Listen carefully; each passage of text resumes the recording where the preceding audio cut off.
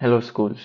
આજે આપણે જોશું QBank.live સોફ્ટવેરનો યુઝ કરીને ક્વેશ્ચન ટાઈપ્સ પેપરની અંદર કઈ રીતના અરેન્જ કરવી. ફોર એક્ઝામ્પલ અહીંયા મેં 20 માર્કનું એક પેપર સેટ કર્યું છે. હવે આપણે પેપર જનરેટ કરીએ અને આ પેપર બની ગયું છે.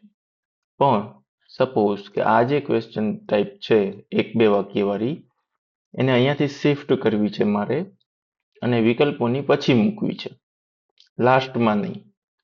તો આવા કેસમાં શું કરવું? તો એમાં સાઇટ સેટિંગ ઉપર આપણે જ્યારે ક્લિક કરશું એટલે અહીંયા આપણને એરેન્જ ક્વેશ્ચન ટાઈપ્સનું એક બટન દેખાશે. એની ઉપર ક્લિક કરશું એટલે એનું મેનુ ઓપન થશે.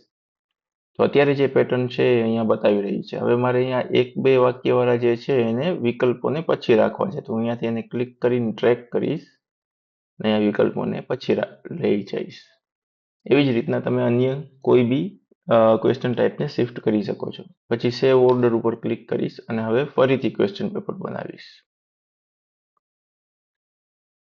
તો અહીંયા આપણે જોઈ શકીએ છીએ કે જે લાસ્ટમાં હતા 1-2 વાક્યવાળા પ્રશ્નો એ સેકન્ડ પ્લેસ ઉપર આવી ગયા છે વિકલ્પોની પછી, જે રીતના આપણે સેટ કર્યું.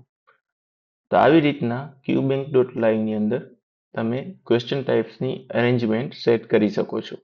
અહીંયા આપણે કોઈ બી અરેન્જમેન્ટ આપણને જે સેટ કરવી હોય એ આપણે કરી શકીએ છીએ. Thank you for watching.